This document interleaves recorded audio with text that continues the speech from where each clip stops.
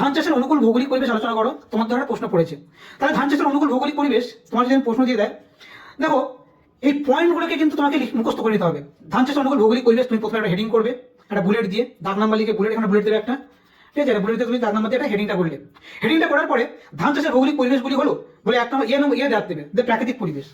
ধান চাষের আদর্শ প্রাকৃতিক পরিবেশগুলি নিম্নরূপ: জলবায়ু, উষ্ণ আর্দ্র ক্রান্তি উপক্রান্তি জলবায়ু দরকার, উষ্ণতা আমার এত লাগে, পাকার সময় এত। আর কিছু কিন্তু আমি বেশি কিন্তু লিখিনি।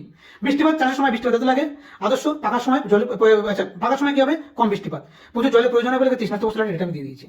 আর্দ্রতা, দেখো এরকম করে ছোট ছোট ছোট ছোট ছোট পয়েন্টে উষ্ণতা, বৃষ্টিপাত, আর্দ্রতা, তাহলে এগুলো কি নাম্বার ওয়ান। তার প্রাকৃতিক পরিবেশ আমার এই মেন পয়েন্ট, তার আন্ডারে এক নম্বর জলবায়ু, জলবায়ুর আন্ডারে আমার সাত পয়েন্ট উষ্ণতা, বৃষ্টিপাত, আর্দ্রতা। আবার কি করছি, দু নম্বর পয়েন্ট চলে যাচ্ছি কারণ আন্ডারে প্রাকৃতিক পরিবেশের আন্ডারে মৃত্তিকা, মৃত্তিকা লিখছি, ভূমি লিখছি, তাহলে এগুলো আমার চলে গেল সব কি প্রাকৃতিক পরিবেশ। অর্থনৈতিক পরিবেশ বা এটাকে আর্থসামাজিক লিখতে পারো। আর্থসামাজিক মানে কি, অর্থনীতি যেমন আছে সামাজিকতা থাকবে। তাহলে শ্রমিক, জল সেচ, সার, কীটনাশক, উচ্চ ফলনশীল বীজ, আধুনিক যন্ত্রপাতি, মূলধন, এগুলো কিন্তু